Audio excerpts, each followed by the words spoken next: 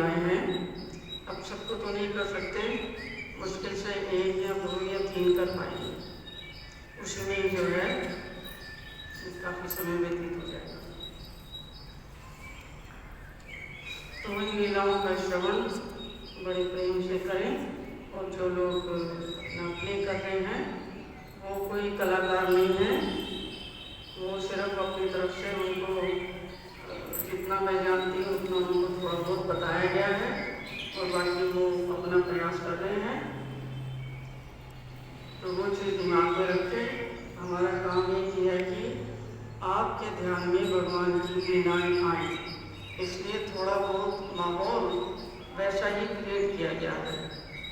जो पीछे आप म्यूज़िक सुन रहे हैं, ये जंगल जो है मंगलगढ़ का जंगल, जहाँ जो पक्षी होते हैं वो उनकी कंटिन्यूस आवाज़ें आती रहती हैं। तो जो सौम्य वातावरण है, जो जंगल का जो नेचुरल वातावरण है, ये पीछे उसके नेचुरल साइन चल रहे हैं। तो आँख बंद करेंगे तो आपको पता लगेगा कि आप ऑलमोस्ट किसी जंगल के या वन के वातावरण में बैठे हैं। पहली जो लीला है वो है सहस्त्र अर्जुन की लीला। आप बहनों में गाते हो ना, टुंडे हथले टुंडा आया आपके द्वारे उजारे, आपने उस पर कृपा की दुखड़े मिट गए सारे। ठीक है, ये उनकी जो है लीला थोड़ी लंबी है, पर वो वाली पहली लीला है जिसको तैयार किया। तो ये ऐसे शुरू होती है कि महाराष्ट्र में एक महेश्वती नाम का एक राज्य था और वहाँ पर एक बड़ा महाप्रतापी राजा राज करता था। उसका नाम था कृतवीर्य। लेकिन उसके कुछ जो अपने पुराने जन्मों के कर्म होते हैं उसके कारण वो अच्छा खासा राज्य कर रहा था, लेकिन कर्मों के कारण उसको एक कोढ़ का रोग प्राप्त हो जाता है, उसको कोढ़ निकल आता है। अब रोग के ऊपर तो किसी का कोई अधिकार नहीं है, किसी को भी किसी भी समय कोई भी रोग ग्रसित कर सकता है। तो वो जो रोग था इतना भयंकर था कि उसके जो दोनों हाथ है ना, ये उसकी उंगलियां जो थी वो सब गल के खत्म हो चुकी थी और रोग फैल रहा था। तो जब लोगों ने देखा कि इसकी ऐसी हालत है तो उसको राजा मानने से इनकार कर दिया। उसको राजा का उत्तराधिकारी, मतलब राज्य पर वो बैठ करके सिंहासन पर राज करे, वो प्रजा को बिल्कुल भी स्वीकार नहीं था। क्योंकि राजा बनने के लिए आपके शरीर में 32 प्रकार के लक्षण जो शास्त्र के हिसाब से हैं वो होने चाहिए, तभी आप राजा बनते हुए राज्य करने के योग्य माने जाते हैं। लेकिन उसके केस में ये परेशानी पैदा हो गई कि अच्छा खासा उसका चल रहा था सब कुछ हिसाब किताब, लेकिन देव गति से उसको कोढ़ निकल आया। वो सदा दुखी रहता था, त्रसित रहता था और संतप्त रहता था और उसकी लालसा थी कि मैं अपने राज्य में दोबारा से स्थापित हो जाऊं और राज्य करूं और राज का वैभव वो सब मुझे प्राप्त हो। तो अब उसके लिए ज़रूरी हो गया कि वो अपने रोग का निवारण करे। वो बहुत सारे ऋषियों के आश्रमों में जाता है, तो उनसे प्रार्थना करता है, निवेदन करता है कि मुझे कोई उपाय बताओ, कोई जड़ी बूटी बताओ, कुछ और चीज़ बताओ, कुछ मुझे साधन बताओ, कुछ मंत्र का जाप बताओ, कुछ और बताओ, जिससे मैं अपनी इस बीमारी की अवस्था को सुधार सकूं, ताकि मैं अपना राज्य प्राप्त करूं। ये दूसरी इच्छा है। तो जिस भी किसी भी ऋषि के पास वो जाता है, वो उसको कहते हैं कि ये हमारे बस की बात नहीं है, क्योंकि जो रोग होते हैं ये मनुष्य के पूर्व जन्मों के पाप कर्मों के कारण ऐसे रोग जीव को घेरते हैं।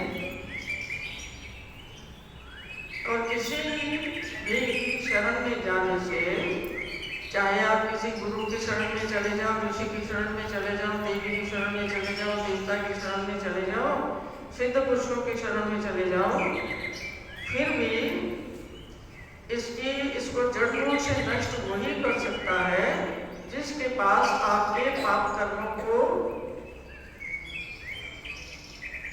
नाश करने का सामर्थ्य है।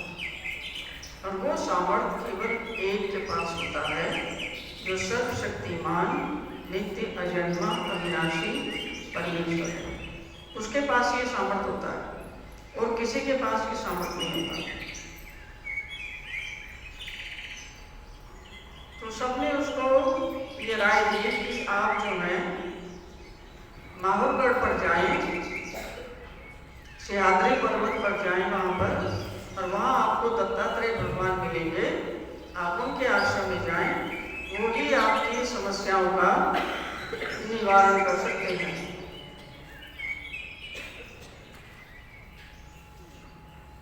तो ये सोचकर वो भगवान श्री दत्तात्रेय महाराज के बारे में विचार करता है कि भगवान की जो है बहुत बड़ी चमत्कारी उनकी महिमा है। उसने भगवान श्री दत्तात्रेय प्रभु जी की ख्याति जो है सुन रखी है, इसलिए वो उनके आश्रम में सह्याद्री पर्वत पर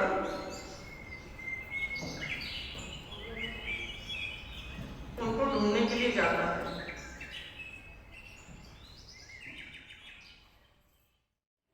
उधर आपको दिख रहा है वो सह्याद्री पर्वत, और सह्याद्री पर्वत पर श्री दत्तात्रेय प्रभु जी और उसकी सारी पीड़ा और जो भी उनका काम है वो उसी एरिया में होता है। तो भगवान को ढूंढते ढूंढते ये ब्रह्मपुरी राजा भगवान के आश्रम पर पहुंच जाता है।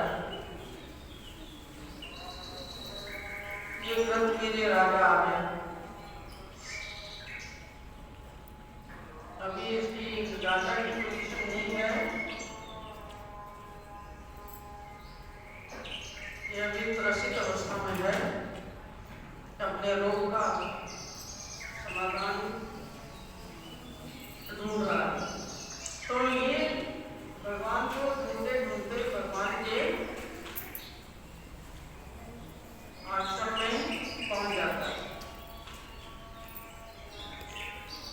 भगवान का नित्य का नियम होता है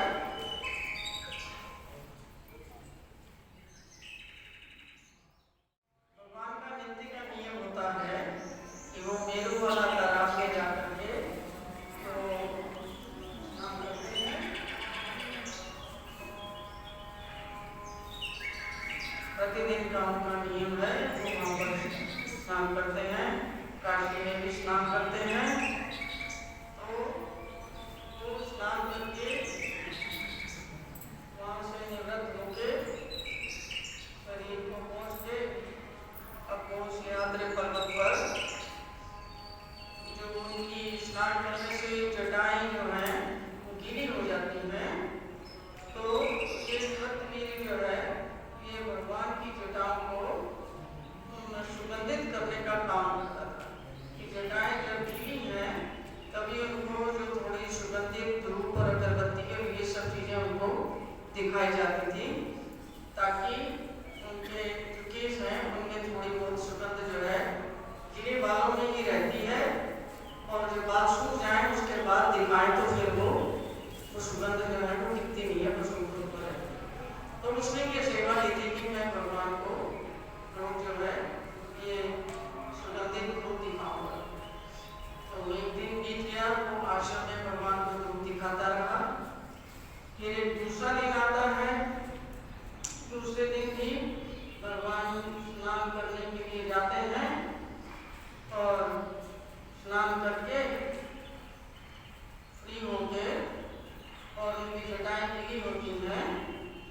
और वो उनकी जटाओं में धूप अगरबत्ती करने के लिए वो आते थे। भगवान का स्नान चालू है।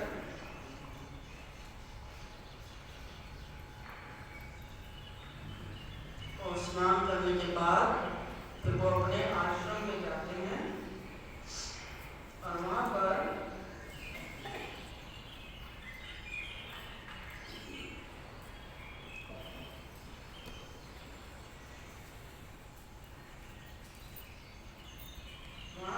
जो पृथ्वी है ये अंगारा घूमता है।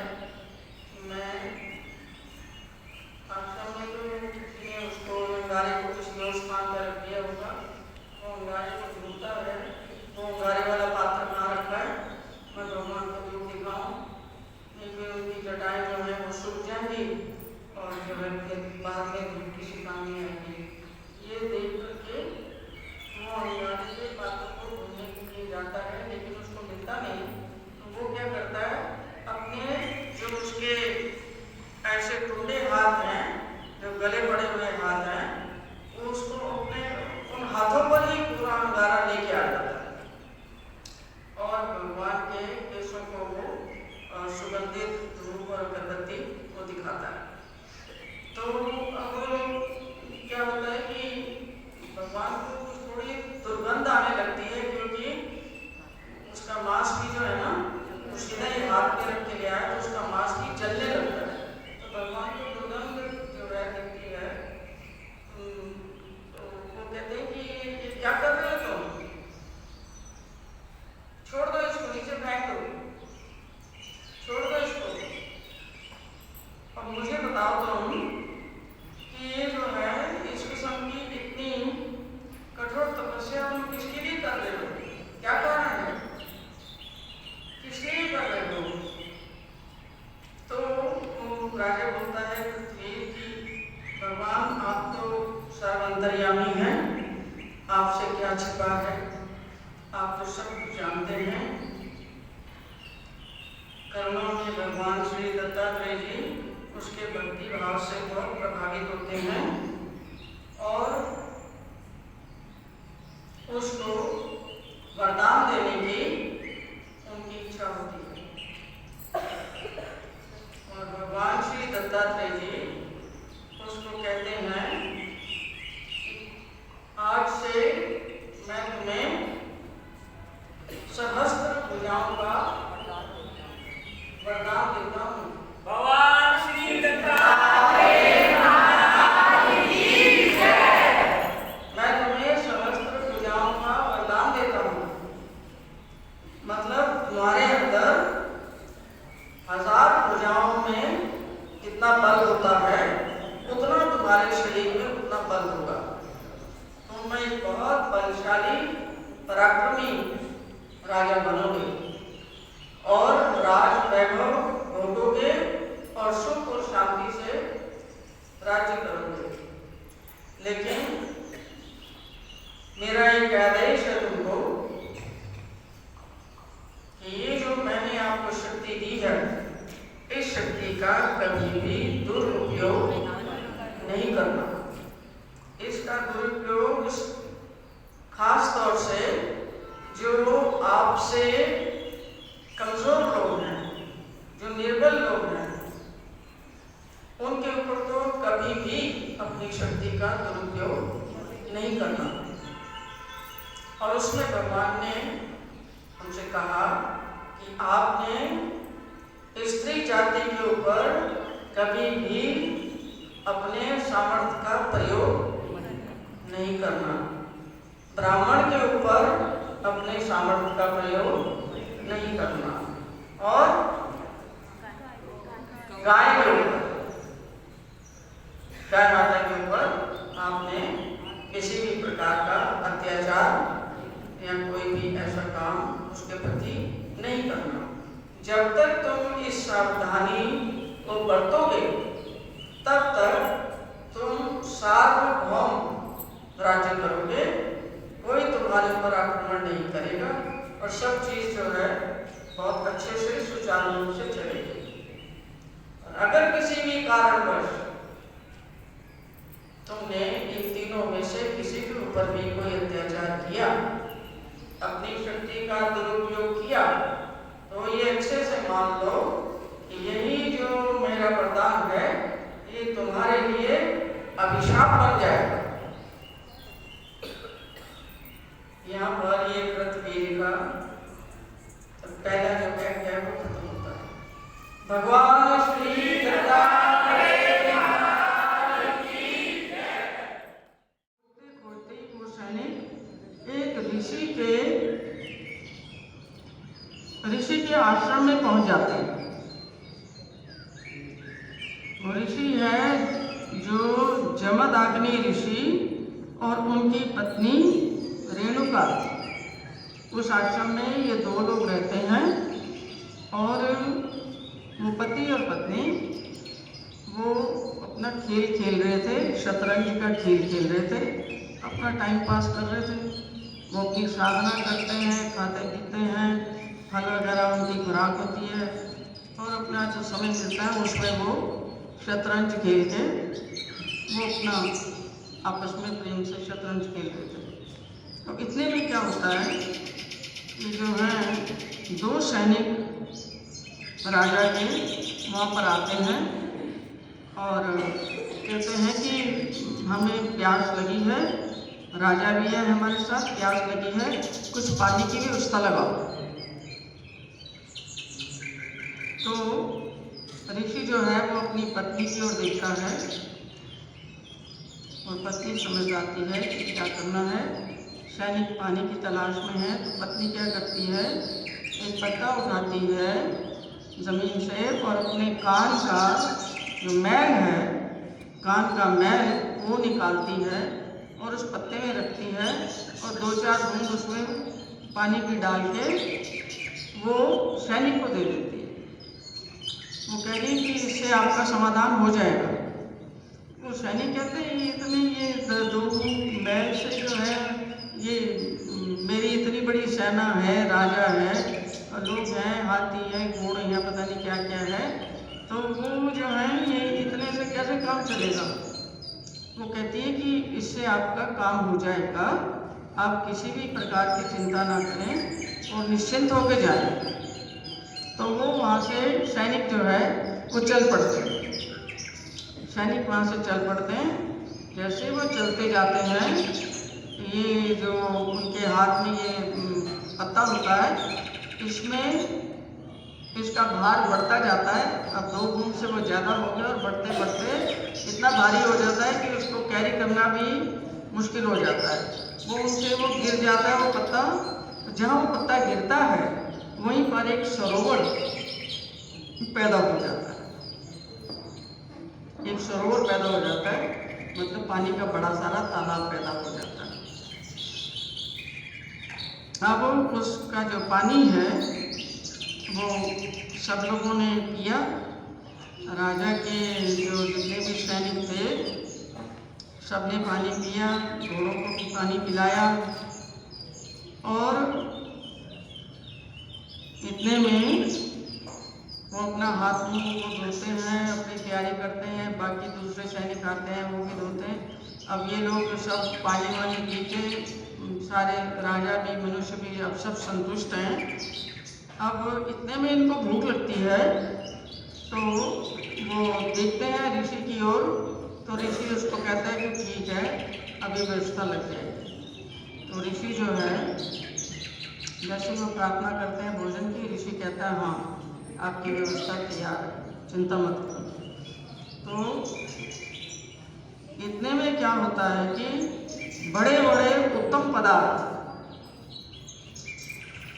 सब प्रकार के फल, सब प्रकार की मिठाइयाँ, सब प्रकार की और चीज़ें वो तैयार करवा के वो राजा के समक्ष जो है पहुंच जाते हैं। तो राजा जो है ये पीछे आसन लगा हुआ है, राजा इस पर बैठता है और राजा के लिए वो सैनिक लोग पीछे चले जाते हैं अपना भोजन करने के लिए। और राजा जो है उसके सामने ये सब चीज़ें आ जाती हैं। तो अभी तो कुछ भी नहीं था, अभी तो मैंने पकाया 2 मिनट पहले एक खाने की तैयारी करो। और खाली मैं ही तो नहीं हूँ, यहाँ पर तो मेरी पूरी सेना भी है जो मेरे साथ आई है।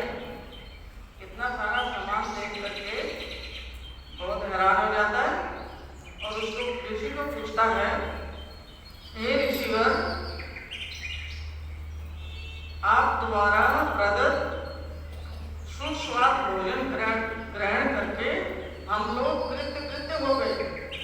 बहुत ही उत्तम प्रकार का भोजन था, पर हमारी समझ में ये नहीं आता कि आपने इतनी जल्दी इतने सारे भोजन की व्यवस्था कैसे लगाई।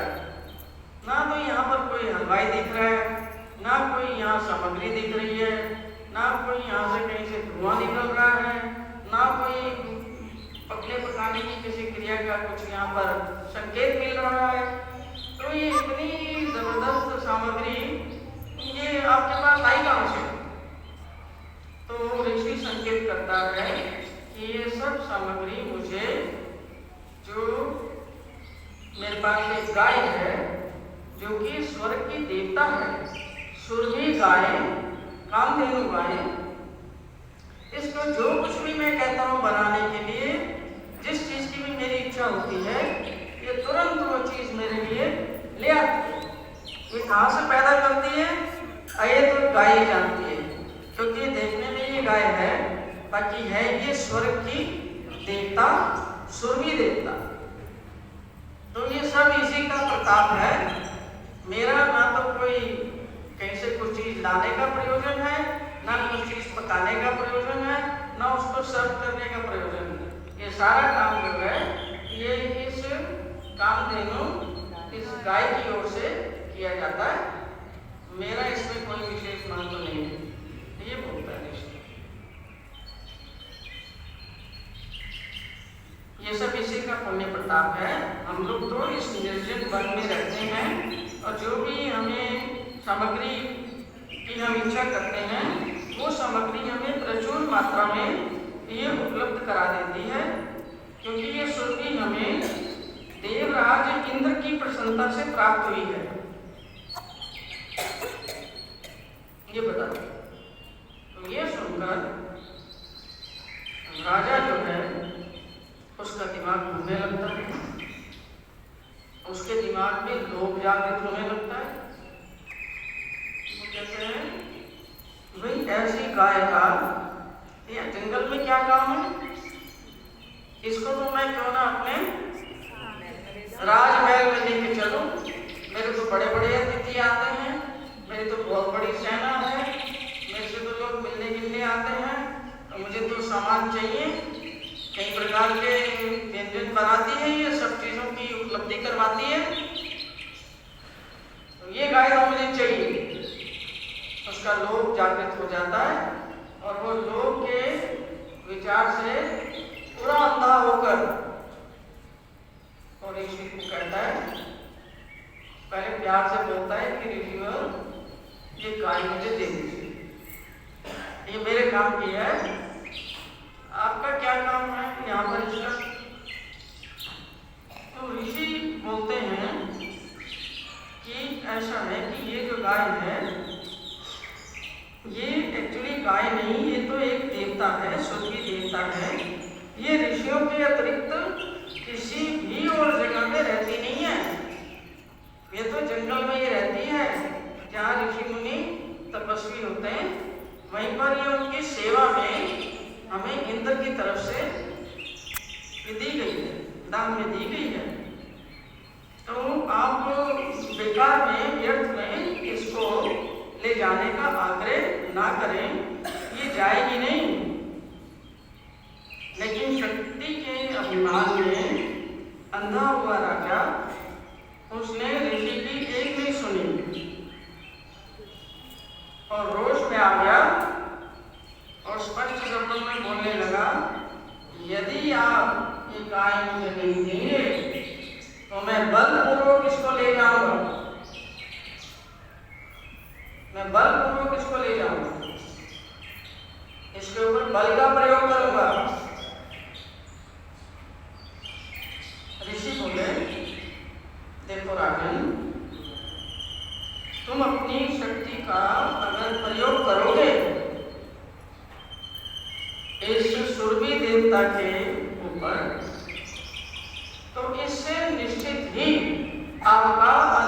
होगा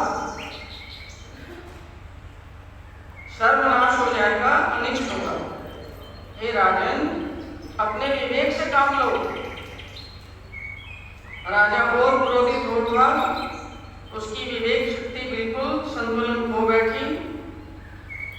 ज्यों ही राजा कामधेनु की ओर लपकता है, शक्ति व सामर्थ्य से संपन्न कामधेनु वो यहाँ से राजा तैयारी में होता है कि इसको जबरन मैं पकड़ूं, और इतने में ये गाय यहाँ से निकल के स्वर्ग की देखता है और इसको भागती हुई देखकर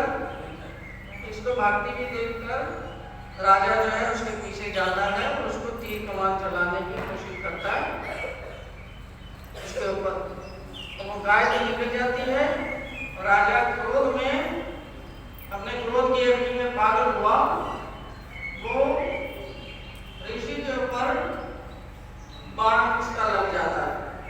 कोशिश तो उसने की थी कि गाय को मारने की, पकड़ने की, पर गाय को बचाने के लिए वो ऋषि आ जाता है पीछे, और आगे ऋषि को बचाने के लिए ऋषि की पत्नी आ जाती है। अब गाय तो जो है बच के अपना निकल जाती है, वो स्वर्ग की देवता होती है, वो अपना बचाव कर लेती है, और इधर ये ऋषि और उसकी पत्नी बुरी तरह से घायल हो जाते हैं। जो ऋषि है वो तो तुरंत ही जो है मृत्यु को प्राप्त हो जाता है, लेकिन जो पत्नी होती है रेणुका, वो एकदम वो प्राण नहीं छोड़ती, वो अभी भी उसमें हिलन डुलन होती है और वो बहुत दुखी है। तो राजा जो है कृतवीर्य, जो उसके ऊपर एक बार नहीं, ये उसके ऊपर कई प्रकार के प्रहार करता है, उसके ऊपर 21 बार प्रहार करता है, और वो सोचता है कि अब ये बिल्कुल खत्म हो गई है, गाय भी चली गई है, ऋषि भी खत्म हो गया, मेरा क्रोध जो है तब जाके शांत हुआ। वो यहाँ से फिर वो राजा निकल जाता है और उसके सब तरफ उसके तीर फैले रहते हैं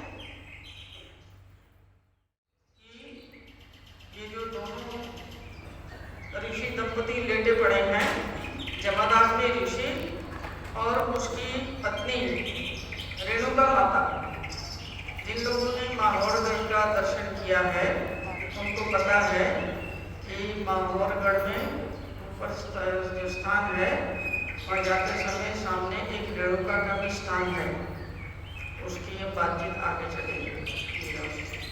तो रेणुका माता अभी जीवित है। इतने में क्या होता है कि इन दोनों का पति, इन दोनों पति पत्नी की एक संतान है जिसका नाम है परशुराम। तो परशुराम जो है कैलाश पर्वत पर महादेव जी के पास शिक्षा ग्रहण करने के लिए गए होते हैं।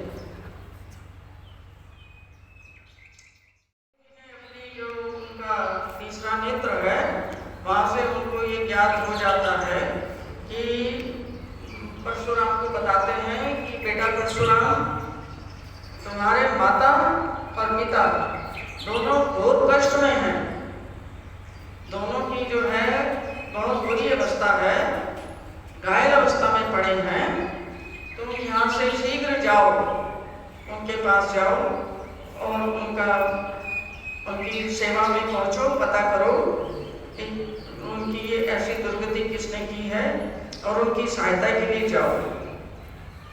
तो परशुराम महादेव जी को दंडवत प्रणाम करके उनका आशीर्वाद दे करके वो यहाँ से निकलते हैं और वहाँ पहुँचते हैं जमदाग्नि ऋषि के आश्रम में। और आश्रम हैं वो देखते हैं कि दोनों माता और पिता जमीन पर पड़े हुए हैं। पिता के पास जाते हैं तो पिता तो बिल्कुल कुछ नहीं बोलते, और फिर वो माता के पास आते हैं क्योंकि माता में कुछ थोड़ी बहुत हिलन डुलन देखते हैं। तो माता को हिला के पूछते हैं, माता ये बाण कैसे पड़े हैं, आप ये क्या हालत बना रखी है, क्या परिस्थिति कैसे आई, क्या हुआ? माता बताती है कि एक जो क्षत्रिय राजा है कृतवीर्य, उसने हमारी ये दुर्दशा की है। उसने 21 बार हम पर तीर चलाए हैं और आपके पिता को और मुझे बहुत दुखी किया है। पिताजी तो खत्म हो गए और अब मैं भी बचने वाली नहीं हूँ।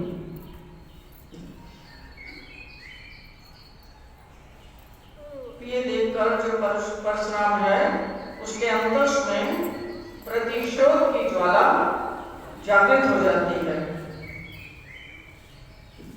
और एक वो कहता है कि माता उसको बताती है कि 21 बार उसने हम पर प्रहार किया है। तो परशुराम जो है वो खड़ा होकर वो संकल्प लेता है और माता से कहता है कि माता, आपके ऊपर अत्याचार करने वाले का मैं सर्वनाश करके छोड़ूंगा। मैं इस पृथ्वी को 21 बार जितने भी क्षत्रिय बचे हैं उन सब क्षत्रियों को नष्ट कर दूंगा और 21 बार मैं ये क्षत्रियों पर हमला करूंगा। तो माता रेणुका ने परशुराम को आज्ञा दी कि उस पाप आत्मा से हमारी हत्या का प्रतिकार यानी कि बदला लेने से पहले आप हमारे शरीरों को कोरी भूमि में दफन करना। कोरी भूमि यानी कि जहाँ पर पहले किसी को भी नहीं दफनाया गया या जलाया गया या संस्कार किया गया, ऐसी जगह में हमें आप हमारा संस्कार करना। तो और दूसरी बात बताई कि हमारा जो संस्कार है वो भगवान श्री दत्तात्रेय जी के आचार्यत्व में ये संस्कार करना, उनको आचार्य बनाना। वो बताएंगे कि कौन सी विधि से तुमने हमारा ये संस्कार करना है और उनकी निगरानी में ही ये सब कार्य आप करना। तो परशुराम कहता है कि माता, मुझे तो पता नहीं कि ये दत्तात्रेय जी कौन है और मुझे बताओ कि मैं उसको कैसे पहचानूंगा, उनको कैसे पहचानूंगा। कुछ तो पहचान बता दो कि ऐसे होंगे वैसे होंगे ताकि मैं पहचान कर रहा हूँ कि वो है। तो उनकी माता कहती है कि तुम हमें वो बैंगी में डाल के अपने माता और पिता को लेके जाओ और बैंगी जो है उसमें रखना, एक तरफ उनके पिता को एक तरफ मुझे। और तुम्हारी जो बैंगी है जब उसमें जब कोपलें फूट पड़ेगी, हरे रंग की कोपलें फूट पड़ेगी यानी कि जो बैंगी जो है वो हरी हो जाएगी, तो तब तुम समझ जाना कि जिनकी दृष्टि पड़ने से ये सब हुआ है वही श्री दत्तात्रेय प्रभु है। उससे तुम्हें पहचान मिल जाएगी और अगर और कोई ऋषि या वो मिल जाए तो तुम पहचान कर पाओगे कि इनमें से दत्तात्रेय कौन है। और फिर उनको तुम आचार्य बनाना और उनको कहना कि वो जो है हम दोनों का संस्कार करेंगे अपनी निगरानी में पूरी भूमि पर। तो इतना कहकर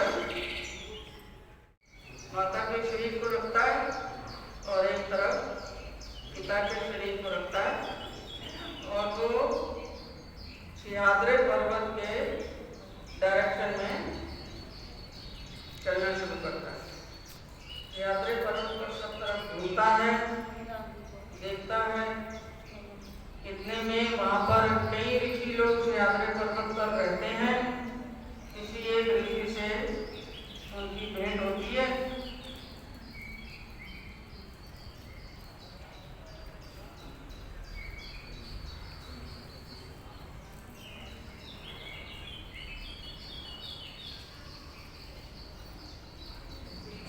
भगवान श्री दत्तात्रेय जी पर्वत पर अपना विचरण कर रहे हैं।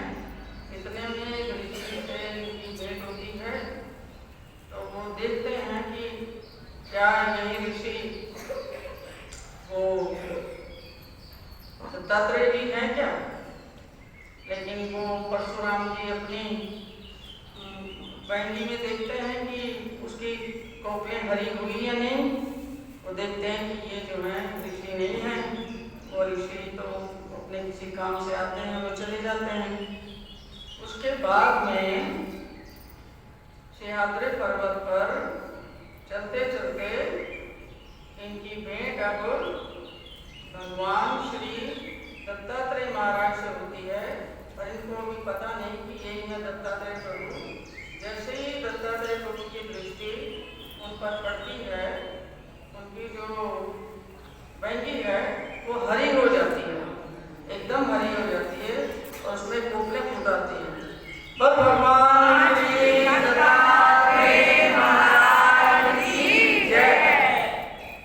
वो नतमस्तक होकर भगवान को प्रणाम करते हैं और भगवान को बार बार प्रणाम करते हैं और उनको कहते हैं कि मैं अपने साथ अपनी माता की आज्ञा से यहाँ पर आया हूँ। माता ने कहा था कि भगवान श्री दत्तात्रेय जी की शरण में जाना। वो कहता है आप ही श्री दत्तात्रेय प्रभु हैं और आप ही मुझे बताएं कि मेरे माता पिता का संस्कार मैंने कहाँ करना है। पहली बार वो कहता है, भगवान की बात को सुना अनसुना कर देते हैं। फिर वो दोबारा प्रणाम करके भगवान को कहता है कि भगवान मेरे को बताएं कि इनका संस्कार दोनों का कैसे करना है। तो भगवान दूसरी बार भी नहीं सुनते। तीसरी बार ये बिल्कुल बहुत विनम्र होकर कहता है, हे कृपा निधान, कृपा करें, मुझे बताएं मेरी माता रेणुका का और मेरे पिता जमदग्नि का संस्कार कहाँ पर है, कृपा करें। तो जब तीसरी बार वो प्रार्थना करता है तो वो भगवान की बात को सुनते हैं और उसको कहते हैं, एक उंगली दिखाते हैं उसको कि इस तरफ चले जाओ, यहाँ है सामने कोरी भूमि और वहाँ पर इनका संस्कार होगा। और उसके बाद भगवान उसको कहते हैं कि आपको जितने भी तीर्थ हैं उन सभी तीर्थों का जल लाना पड़ेगा। अगर आप इन दोनों का संस्कार करना चाहते हैं तो आपको सभी तीर्थों का जल लाना पड़ेगा। अब वो परशुराम परेशान होता है कि मैं सारे तीर्थों पे जाऊंगा जल लेने के लिए, तो उसमें तो पता नहीं कितना साल लग जाएंगे, कितना समय लग जाएगा। गंगा जाऊंगा, गोदावरी जाऊंगा, साउथ में जाऊंगा, नर्मदा जाऊंगा, पता नहीं कौन कौन सी जगह पर जाना पड़ेगा। इतने में तो मुझे साल लग जाएंगे, तब तक इनके शरीर क्या नहीं पड़े रहेंगे, ये तो गल सड़ के सब बेकार हो जाएंगे। तो उसने विचार किया, बुद्धि से सोचा काम कैसे चलेगा, कैसे मैं इनको मनाऊं। तो विचार करके वो क्या करता है, बिल्कुल अत्यंत विनम्र होकर उनके चरणों में गिरकर उनसे प्रार्थना करता है कि भगवान जितने भी संसार के तीर्थ हैं वो सभी तो आपके चरणों में है, सभी आपके चरणों में विराजमान है। मैं और कौन से तीर्थों का जल लेने जाऊं जहां आपके श्री चरण है, वही तो सर्व तीर्थ है प्रभु। जब वो ऐसी बात करता है तो भगवान उसको फिर इशारा करते हैं, भैया वो देखो वो जगह चलाओ तीर्थ। परशुराम जो है धरती में बाण चलाता है, धरती में बाण चलाता है और बाण सीधा जाके वहाँ पर जल का एक कुंड पैदा हो जाता है, सर्व तीर्थ जो है वो प्रकट हो जाता है। तो परशुराम ने तीर चलाया और भगवान की कृपा दृष्टि से वहाँ एक तालाब का निर्माण हुआ और उसी तालाब पर भगवान श्री दत्तात्रेय जी ने परशुराम के माता पिता की जो अंतिम की क्रिया होती है वो परशुराम के हाथों से भगवान करवाते हैं।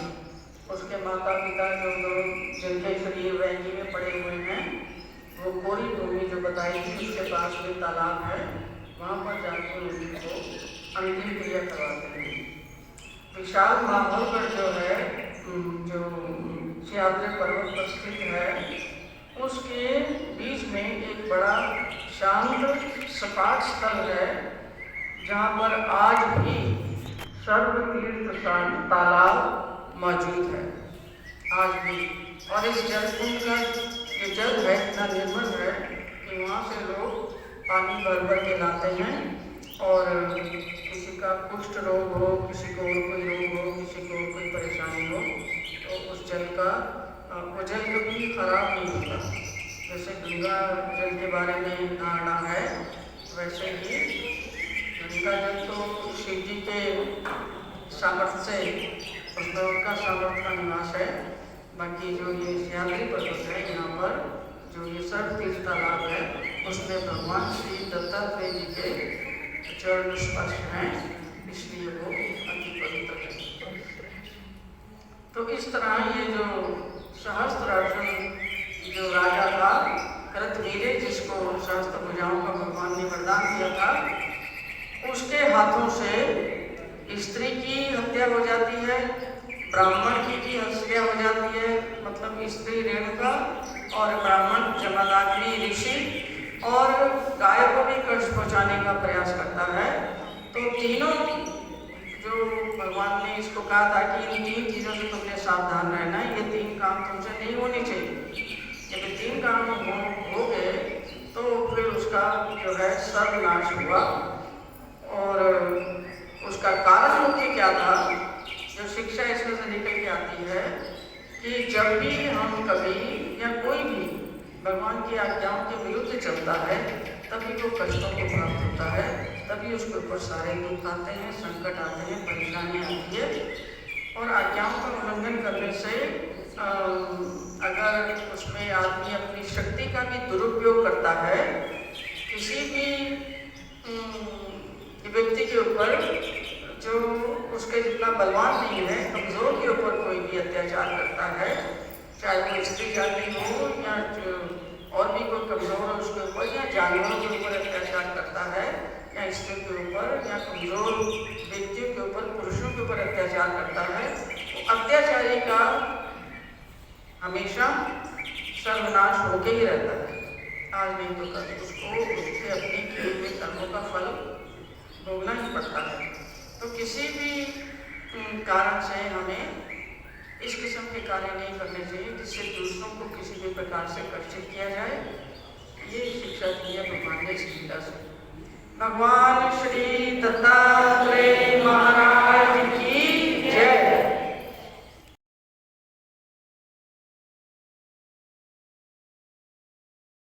सिद्ध पुरुषों की श्रेणी में जाते हैं और गोरखनाथ जी की बताई हुई बातों पर चलते हैं। गोरक्षनाथ भी कहते हैं और गोरखनाथ भी कहते हैं। वो यूपी के योगी जी है ना, यूपी के वो नाथपंथी है, उनके कान में कुंडल डले हुए गोरक्षनाथ जी के भक्त हैं। तो ऐसे बहुत सारे सिद्ध पुरुष हैं जो गोरक्षनाथ की भक्ति कर रहे हैं। तो गोरक्षनाथ जो था वो एक सामर्थ्यवान सिद्ध पुरुष था। तो उसकी जो भिक्षा थी, उसकी भिक्षा आकाश मार्ग से आती थी। जो गोरक्षनाथ था उनकी भिक्षा जो है वो आकाश मार्ग से जाती थी। तो एक दिन भगवान श्री दत्तात्रेय जी का भी भिक्षा का समय हो गया और उन्होंने क्या किया, वो गोरक्षनाथ की जो झोली थी वो जा रही थी आसमान से। तो भगवान ने अपने सामर्थ्य से अपनी खड़ाऊ उसको दिखाई और उसकी झोली को नीचे उतार दिया। और उसकी झोली जा रही थी भिक्षा लेने के लिए, उन्होंने अपना भी जो भिक्षा का हिसाब किताब था उसके अंदर डाल दिया। तो भिक्षा आ गई वहां से। अब रास्ते में उन्होंने क्या किया, झोली को फिर नीचे उतार लिया, अपना पात्र भिक्षा का निकाल लिया और बाकी उसको फिर आकाश के मार्ग से रवाना कर दिया। किसके पास?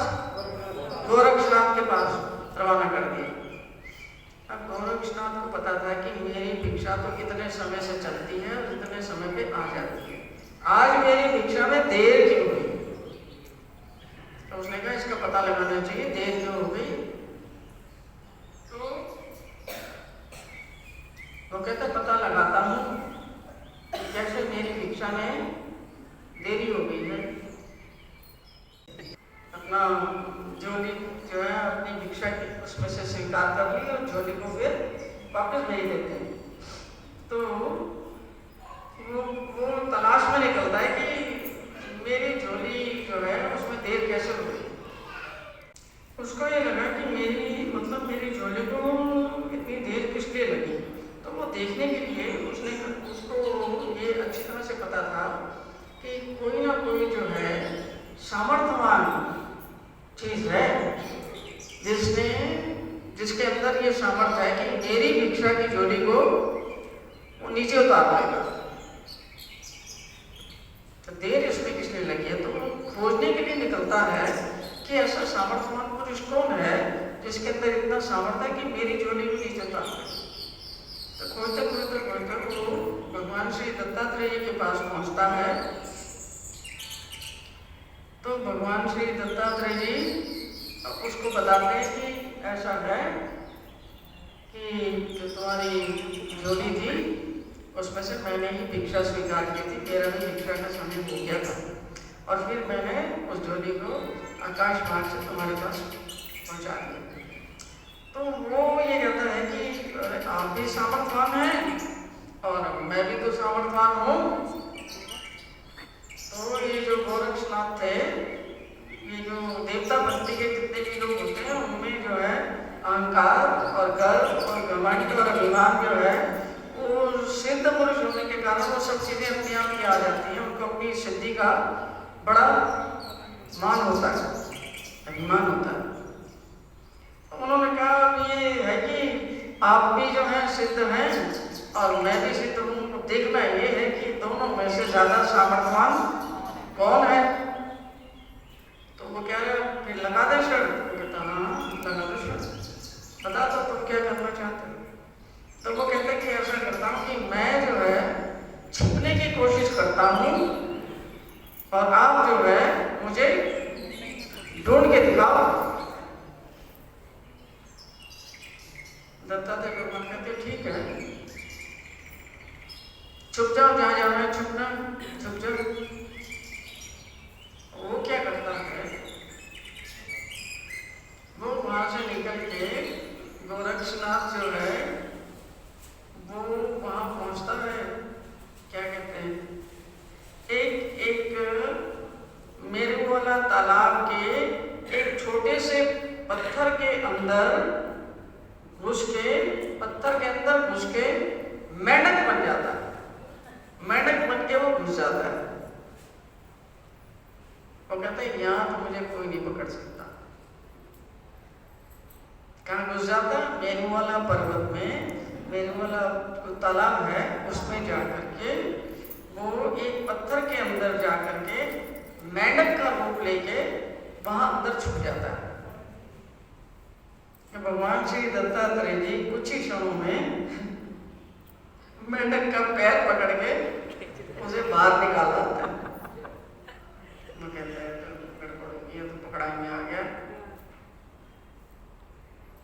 तो ये सिद्ध पुरुष है ना, कोई भी शक्ल धारण कर सकते हैं, कुछ भी कर सकते हैं, शक्लें बना सकते हैं। औरत है तो आदमी बन जाता है, आदमी से जानवर बन जाता है, जानवर से कुछ और बन जाता है। इनकी सिद्धियां होती हैं इनके पास, इसलिए इनको सिद्ध पुरुष कहते हैं। उन्होंने कहा यहाँ तो मुझे कोई नहीं ढूंढ पाएगा। अब बारी आती है भगवान श्री दत्तात्रेय जी के छुपने की। अब भगवान श्री दत्तात्रेय जी जो हैं वो तो छुपना तो क्या था, खड़े खड़े ही वो गायब हो जाते हैं, अदृश्य हो जाते हैं। वो कहते कि ये तो अभी तो यही थे, अभी तो कहाँ गए, तुझको तो मैं तो कैसे पता लगाऊंगा। वो अपनी सिद्धि की सारी शक्तियां लगा के सब तरफ ढूंढने जाता है कि अब खड़े खड़े थे अभी मेरी आंख के आगे, तभी कहाँ चले गए। तो वो कहाँ जाता है उसका बताते हैं कि वो जाता है, जो गोरक्ष है वो स्वर्ग में जाता है, मृत्यु लोक में जाता है, पाताल में जाता है, सब जगह वो उनको ढूंढने के लिए जाता है, पर वो सब कहीं नहीं मिलते। तो फिर गोरक्षनाथ जो है वो भगवान श्री दत्तात्रेय से प्रार्थना की उसने कहा कि प्रभु प्रकट हो जाओ, मैं हार गया, मैं सारा घुमाया, स्वर्ग पाताल और पता नहीं कहाँ मैंने देख लिया आपको, स्वर्ग में, पाताल में, मृत्यु लोक में, सब जगह में मैंने ढूंढ लिया, मैं हार गया, मैं आपको नहीं जो है ना पता लगा सकता कि आप कहाँ हो। तो दत्तात्रेय प्रभु जी फिर झट से जहाँ खड़े हुए थे, जहाँ दृश्य हुए थे, वहीं पर दृश्यमान हो गए, वहीं से उसको दिखने लगे। तो उसने फिर भगवान के तब वो चरण पकड़ लेता है, चरण पकड़ के तो वो भगवान को कहता है कि आप मुझे क्षमा करें। तो फिर भगवान ने गोरक्षनाथ को उपदेश दिया।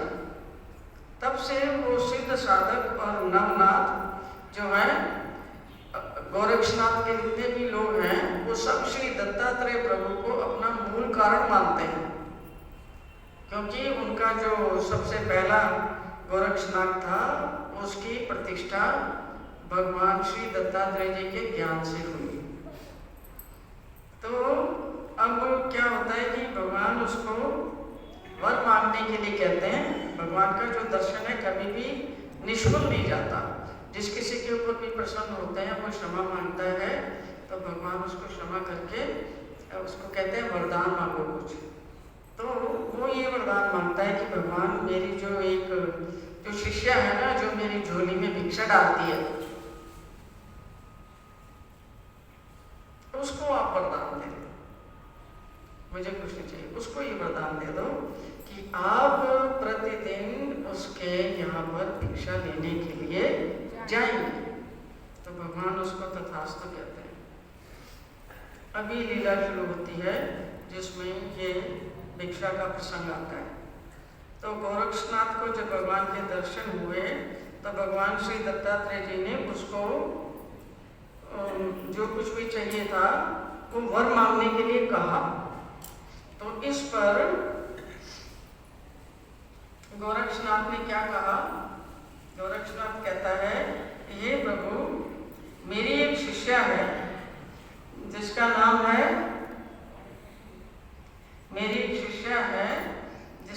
है भार्गव कन्या, वो कोल्हापुर में रहती है।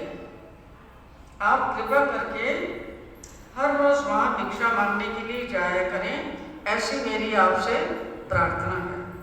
तो भगवान श्री दत्तात्रेय जी ने कहा तथास्तु, उसको वरदान दे दिया। और फिर उसी क्षण भगवान कोल्हापुर में जाते हैं। कोल्हापुर में वो भार्गव कन्या के पास जाते हैं। उसके पास जाकर उसके बाद खड़े होकर भिक्षाम का उच्चारण करते हैं।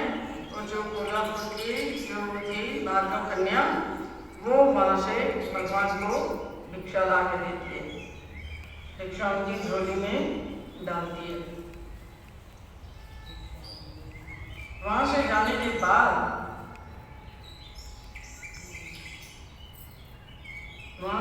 के बाद उस जगह पर भगवान श्री दत्तात्रेय जी के नाम से जो गोरक्षनाथ था, वो वहीं पर भगवान की पूजा और अर्चना करने लगा। सह्याद्री पर्वत पर जहाँ भगवान ने उसको वरदान दिया था कि हम तुम्हारी इच्छा को मान दे करके हर दिन कोल्हापुर में भिक्षा मांगने के लिए जाया करेंगे। जिस स्थान पर खड़े होकर भगवान ने उसको वरदान दिया था, वो स्थान अभी भी सह्याद्री पर्वत पर एक स्थान है जिसको कहते हैं गोरक्ष को जो वर प्रदान करने का स्थान। वो वहीं पर अपना डट के भगवान की जो बताई थी, उन्होंने ज्ञान बताया था, उसके अनुसार वो आचरण करने लगता है। और जितने भी ये नाथ पंथी हैं गोरक्षनाथ के शिष्य, ये भी सब भगवान श्री दत्तात्रेय की भक्ति करके उनके ज्ञान के अनुसार वो चलते हैं। तो भगवान श्री दत्तात्रेय जी भार्गव कन्या से भिक्षा मांगने लगे जब, तो भार्गव कन्या दीक्षा देते समय भगवान श्री दत्तात्रेय जी ने उसको भी कहा कि आप वर मांगो, जो कुछ भी आपको चाहिए हम आपको सब देने के लिए तैयार हैं। तो इस पर जो भागवत कन्या थी उसने भगवान श्री दत्तात्रेय जी से झुककर प्रणाम किया और प्रणाम करके भगवान को वो कहती है कि भगवान मेरी आपसे ये विनती है कि आप निरंतर भिक्षा मांगने यहाँ आया करें। तो भगवान उसको तथास्तु का वरदान देके वहाँ चले जाते हैं और तब से लेकर आज तक भगवान श्री दत्तात्रेय जी कोल्हापुर में निरंतर भिक्षा के लिए जाते हैं। ये छोटी सी लीला संपूर्ण हुई। भगवान श्री दत्तात्रेय महाराज की जय।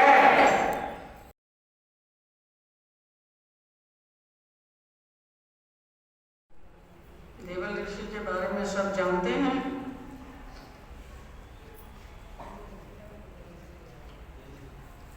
देवल ऋषि के बारे में जानते हो कुछ? ये गंगा गोदावरी में गंगा नदी में स्नान करने के लिए जाते थे और हर रोज जब स्नान करने जाते थे नदी के किनारे से थोड़ी सी रेत उठा के लाते थे।